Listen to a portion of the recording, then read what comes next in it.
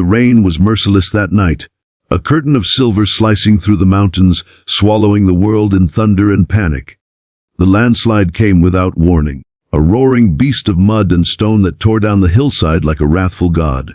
Screams echoed through the valley, headlights blinked out one by one, and in the chaos, a woman's cry for help pierced the storm. And in that darkness a man came running, Ethan Cole, a single father, a former firefighter, and now a quiet mountain rescuer.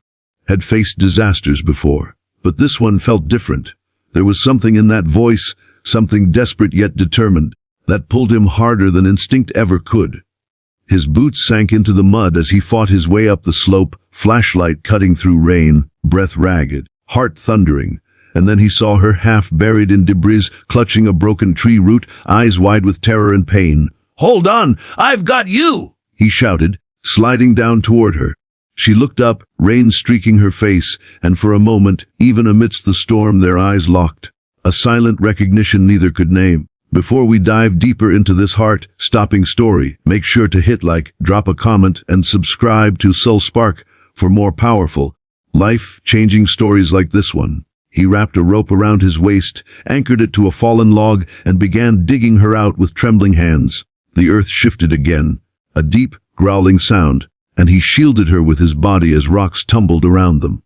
When it was over, his back was bleeding, but his grip never loosened. Inch by inch, he freed her, lifting her into his arms and staggering towards safety. Her name was Clara Jensen, and what Ethan didn't know, what he couldn't have possibly known, was that she wasn't just any woman trapped in the mountain's wrath.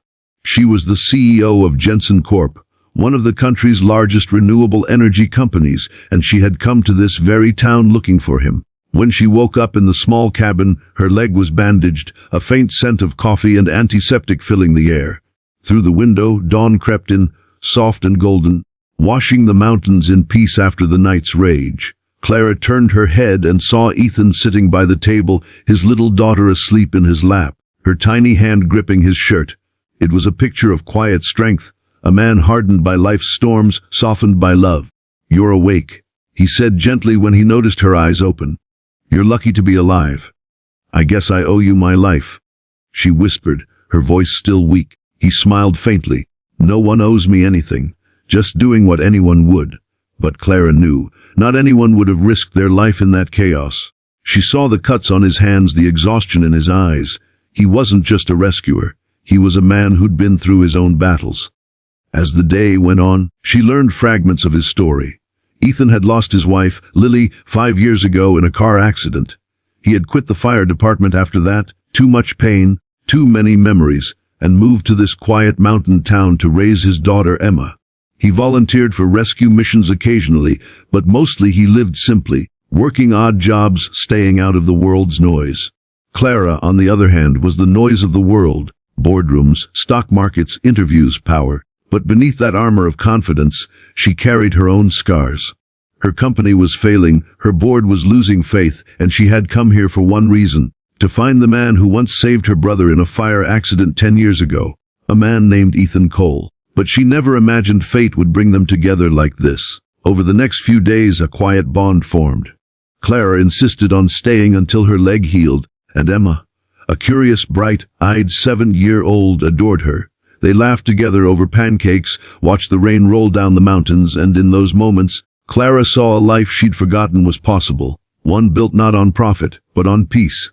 One evening, as they sat by the fireplace, Clara finally told him the truth. "My brother, he was trapped in a burning warehouse a decade ago.